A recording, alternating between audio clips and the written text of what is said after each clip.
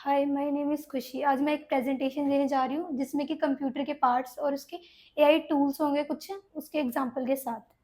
तो सबसे पहले साइबर टेक क्रिएशन हमारी कंपनी का नेम है और अब मैं प्रेज़ेंटेशन स्टार्ट करने जा रही हूँ। सो बेसिक्स ऑफ कंप्यूटर सबसे पहले इसमें एमएस वर्ड आएगा, एमएस एक्सेल आएगा, हाउ टू क्रिएट और delete a file, parts of computer and their uses और एआई टूल्स को हम कैसे यूज़ कर सकते हैं और how to install a software और बूटिंग प्रोसेस के बारे में आएगा बेसिक्स ऑफ कंप्यूटर में।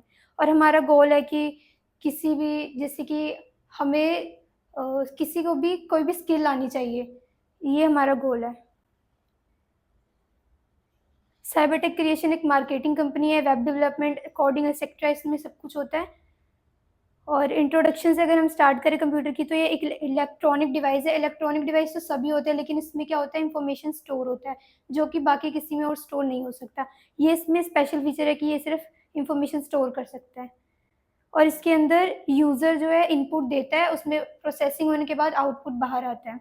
ये हमें पता होना चाहिए कि कंप्यूटर जो है सिर्फ बाइनरी लैंग्वेज को समझता है जैसे कि 1 और 2 और कोई लैंग्वेज इसे समझ नहीं आती, ना इंग्लिश, ना हिंदी, ना पंजाबी, सिर्फ बाइनरी लैंग्वेज इसे समझ आती है। पार्ट्स ऑफ कंप्यूटर की बात करें तो हम कीबोर्ड आता है, इसमें mouse, CPU, printer, scanner etcetera.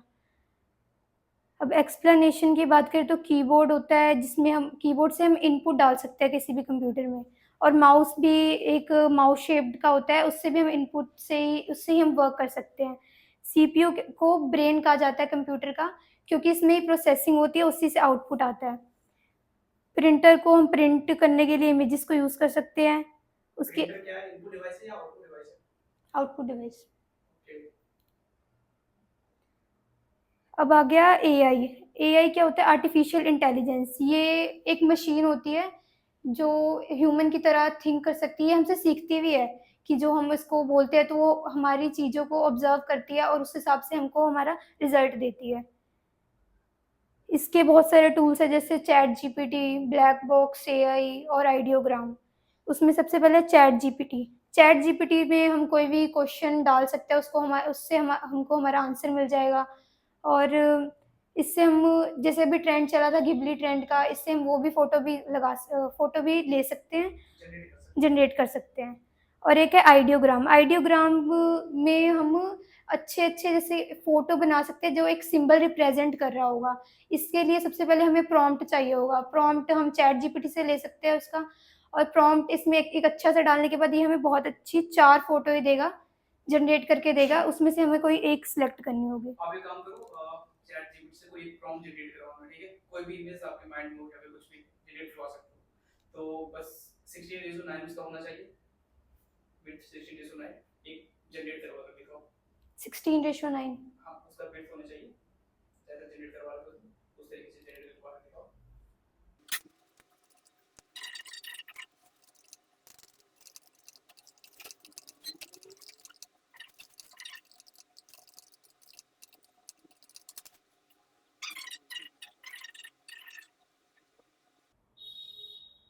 Sir मतलब प्रॉम्प्ट समझाना है कि क्या उसमें दिया है? आप क्या प्रॉम्प्ट डालें बस वो बताना है। अच्छा।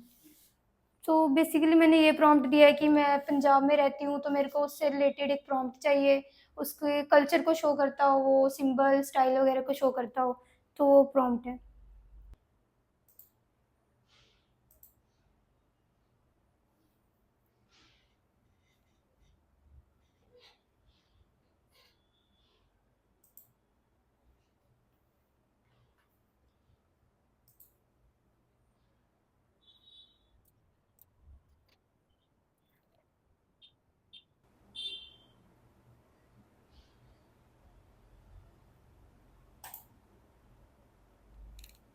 ठीक है? आपने क्या प्रॉम्प्ट दिया था एंड क्या उसके अकॉर्डिंग जनरेट हुआ? मैंने प्रॉम्प्ट दिया था कि अ, पंजाब को शो करता हुआ कोई एक पिक्चर हो जो कि इसके कल्चर को भी शो कर रहा हो। इसमें आपको क्या कल्चर दिख रहा है जो शो? पंजाबी कल्चर है और ये दिखा रहा है कि ये गाँव में रहते हैं, ऐसे। पीछे गुरुद्वारे भी हैं। गुरुद्वारा भी है पीछे। और और बस। नेक्स्ट।